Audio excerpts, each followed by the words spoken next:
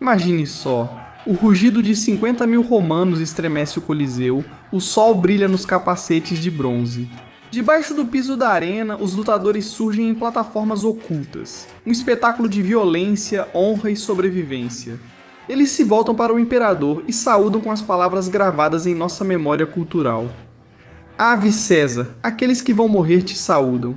Todos nós já vimos os filmes, mas por trás do drama de Hollywood existe uma realidade muito mais complexa e muitas vezes mais sombria. Então, quem eram esses guerreiros da areia? E como era realmente a vida e a morte deles? Origens dos Jogos de Gladiadores. A palavra gladiador vem de gladius, que em latim significa espada. Faz sentido, mas o conceito não é originalmente romano. Os romanos pegaram muita coisa emprestada, deuses, arquitetura, até a produção de vinho.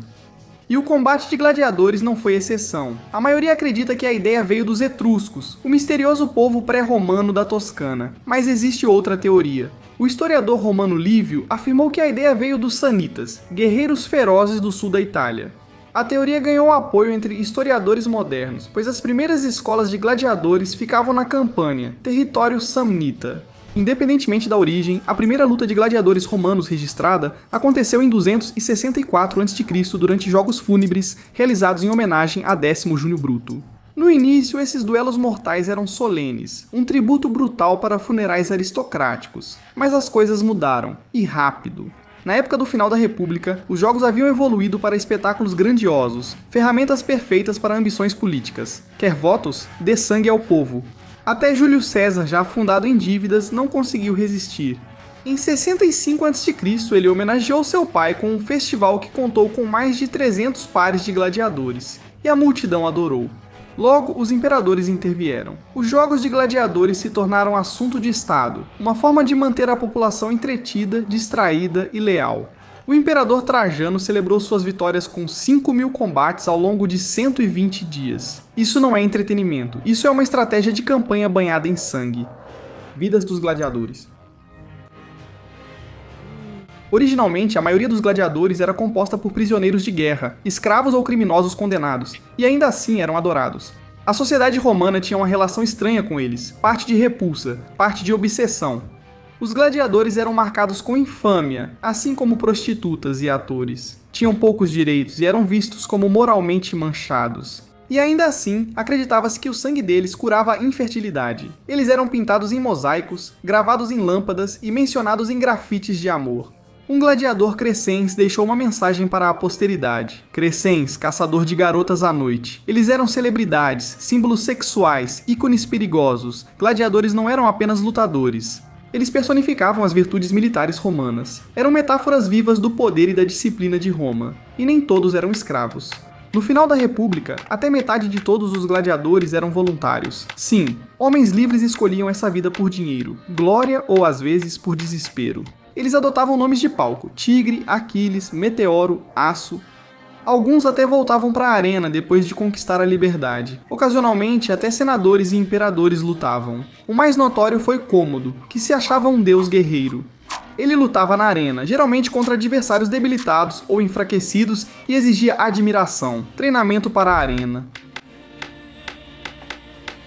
Todos os gladiadores treinavam duro, independentemente da origem. Viviam em escolas chamadas ludi, administradas por um lanista, que era o gerente e sargento de treinamento. Embora alguns lanistas fossem donos das escolas, o dinheiro e a posse vinham de aristocratas ricos ou até do imperador. Lá dentro, os gladiadores formavam uma família, uma irmandade unida pelo sangue e pelo aço. Eles treinavam com instrutores experientes, chamados doctores, especialistas em vários estilos de luta. Eles treinavam golpes em postes de madeira, lutavam com armas sem fio e seguiam rotinas rigorosas, semelhantes aos soldados profissionais de Roma. A maior escola, Ludus Magnus, ao lado do Coliseu, tinha assentos para o público ver os treinos, como uma academia romana de UFC, com fãs assistindo. O atendimento médico era excelente. Galeno, um dos médicos mais famosos da história, chegou a tratar gladiadores, documentando suas lesões e ajudando a moldar a ciência médica inicial. Tipos de gladiadores. Os gladiadores não eram todos iguais, eles vinham em várias categorias, dependendo das armas, armaduras e estilo de luta. As primeiras classificações refletiam os inimigos de Roma. Samnita, gaulês, trácio, esses arquétipos étnicos permitiam que os romanos reencenassem conquistas militares na arena. Mas com o tempo, novos papéis especializados surgiram. O retiário, ou homem da rede, era levemente armado, rápido e ágil, empunhando uma rede e um tridente. O secutor, perseguidor fortemente armado com capacete, escudo e espada, frequentemente combatia o retiário que usava rede. O mirmilho, homem-peixe, usava capacete com crista de peixe, nomeado em homenagem ao mar. Esses confrontos não eram aleatórios. Eram duelos temáticos colocando agilidade contra força, velocidade contra armadura. Mais tarde, tipos ainda mais exóticos apareceram. O andabate, que usava capacetes totalmente fechados e lutava vendado, lutadores de biga, duelistas com duas espadas e lutadores contra animais. Os bestiários, que lutavam contra feras, não eram considerados gladiadores. Os jogos. Apesar da fama, a maioria das lutas de gladiadores não terminava em morte. Em média, duravam de 10 a 15 minutos, e 90% dos lutadores sobreviviam. O objetivo nem sempre era matar. O objetivo era impressionar a multidão com habilidade, coragem e drama. Os jogos eram muito divulgados. Avisos e anúncios informavam os cidadãos sobre as próximas lutas, os participantes, o local e quem financiava o evento. Como panfletos políticos atuais, eram parte relações públicas, parte propaganda. Ao contrário do que muitos pensam, os gladiadores provavelmente nunca gritavam "Salve César" como uma tradição regular. Isso foi registrado só uma vez em um contexto muito específico, mas eles seguiam regras, táticas e formalidades rigorosas. Um dos momentos mais dramáticos era o mício, o pedido de misericórdia. Gladiadores feridos levantavam um dedo para se render. O público decidia seu destino. Polegar para baixo indicava misericórdia, e o gladiador deveria abaixar a espada. Um dedo apontado para o peito significava morte. Sim, a plateia romana tinha a vida e a morte em suas mãos. Um verdadeiro teatro de poder. Mulheres na arena.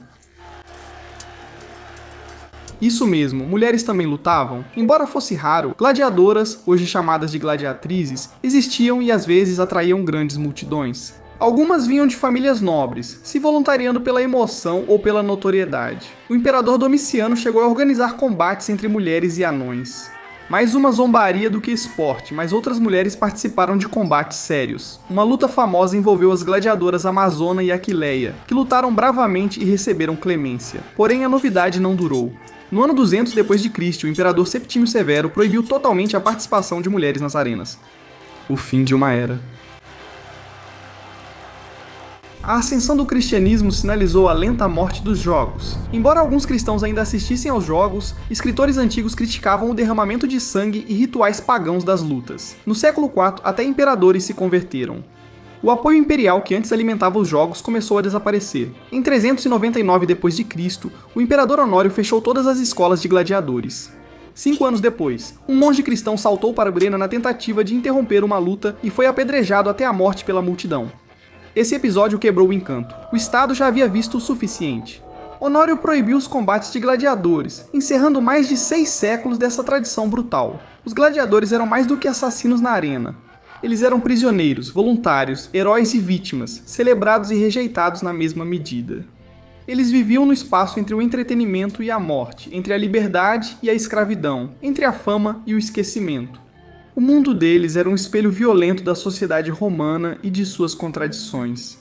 E embora os jogos tenham acabado, o eco do Coliseu ainda permanece em nossas histórias, em nossas telas e em nossa fascinação por aqueles que se mantiveram firmes e lutaram enquanto milhares aplaudiam.